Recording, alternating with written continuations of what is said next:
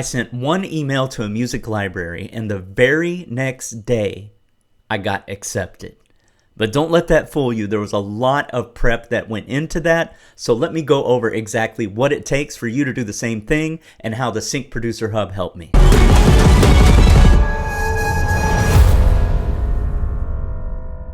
My name is Jason Dowdy, and I've been a producer for over 20 years, but I've never really made a living at it.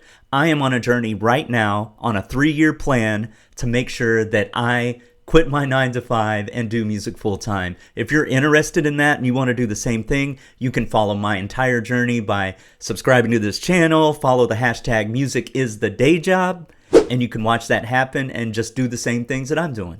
All right, so let's talk about everything that prepared me for that moment. When I sent an email, they checked out my music, and then the very next day they accepted me into their library. So number one is the research phase. So even before you try to create your music with a purpose, with an exact idea in mind of what your music would be perfect for. It's not about you and your creation. It's about you helping a TV producer or a movie director or something like that tell their story. It's all in service of the story.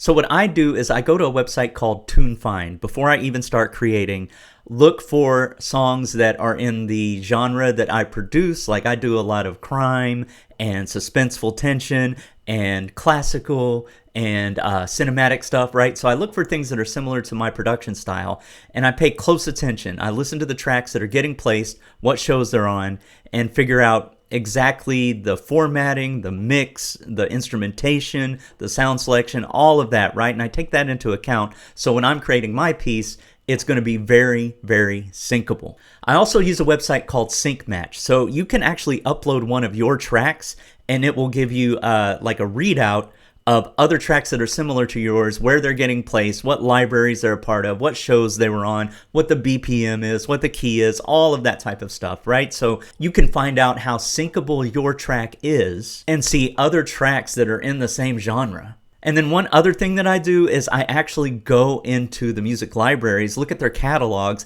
and find albums that are in the vein of the music that I produce. What you can do then is know their tastes, know their styles, and create your music in that same style. But with all of these methods, you have to make sure that when you sit down to create, you have something specific in mind, a particular show, a particular scene, a particular emotion. Create with purpose. That way, you know when you're pitching your playlist, you know that it's right for them and it's right for their clients. All right, so you've got your playlist ready and you're ready to pitch to a certain music library. One thing that I learned from the Sync Producer Hub is I went through this entire course that Anthony Clint Jr. put together. It's called The Road to 10 Placements. He actually has templates that you can use. You definitely want to customize it to each music library. So do some research, figure out what's important to them, and call that out in the email. Compliments go a long way. Find something on the website that you find truly interesting and call it out in your email. It could be something that they're proud of, a win, a client, one of their ads, something like that. That little bit of research shows that you actually took the time to understand them as a music licensing company, and they're going to be a lot more likely to reply. And then you can just use the template framework that they offer in Sync Producer Hub. Now, if you're not a part of Sync Producer Hub, you can also use tools like ChatGPT, and it can help you draft an email, a professional sounding email, to let them know that you are a new composer and you're interested in working with them. One cool thing that ChatGPT does is I've actually trained it to research a website and give me 3 unique call outs for that music library. So I pick the one that looks the most interesting and read more about it so I can make my email a lot more personalized and a lot more genuine. One other important thing that I've learned from the Sync Producer Hub is how to format your music. So I spoke a little bit about this earlier when I was talking about doing your research, finding tracks that are similar to your production style that are actually getting placed.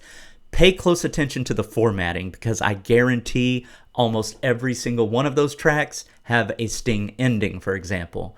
A sting ending is just that little bump at the end, so if they're using your piece of music to transition between scenes or go off to a commercial or something like that, you need to have that as part of your music, part of your formatting. All right, here is a bonus. I'm about to drop some gems right here. So the Sync Producer Hub, we are a community of people. So it's like-minded people trying to do the same thing, trying to make a living from their music, get into sync licensing, all of that kind of stuff. I mean, some of us want supplemental income, some of us are trying to make a living out of it, but there is power in having a community because we're always sharing news and valuable information. The best producer, in my opinion, in the group, his name is Flares, and I think most of us would agree he's a trailer producer. He shared a video on WeTransfer, and apparently WeTransfer has changed their privacy policy to where they can use your music or anything that you upload to their platform royalty free for the purposes of promoting their platform, right? So that is a problem. You do not want to give anybody a royalty free license to your stuff. And this new music library that I'm talking about, where I sent the email and they accepted me the next day, they use WeTransfer. So I took that piece of information from Flares, shared it with the owner of the company, and he was so appreciative that I shared that with them, and they changed their process. They changed the instructions for composers to share their stuff. They're not using WeTransfer anymore. So I came out as a hero before I've actually even signed with them or anything. So that is a great way to start the relationship on the right foot. So thank you, Flares, and thank you, Sync Producer Hub community. So while this seemed like an immediate success, right? I sent an email, got accepted the next day. It's not immediate. It took a lot of work to get where I am now. I have been doing this for over 2-3 years to get to the point where I am now. I took all the courses. I paid close attention, right? So patience equals that speed later. So sync licensing isn't just about talent. It's about strategy, presentation, and having a community that has your back. I wouldn't have gotten this opportunity so quickly if it wasn't for the Sync Producer Hub. Now, if you're a music creator and you want to get your music into TV and film, I would highly recommend you check out the Sync Producer Hub. It's run by Anthony Clint Jr. Come join us. Come make it happen. Now, please keep in mind this is a long game. It takes a lot of work. It takes a lot of learning, and it takes a lot of trial and error. While I can't guarantee that you're going to get accepted by a music library the first time you send an email, I can guarantee that it will happen in the future if you're willing to put in the work. So come see us at the Hub. There's a link in the description, or just write the word SYNC in the comments, and I will send you a link to that as well, and you can learn more. But until then, check out this video.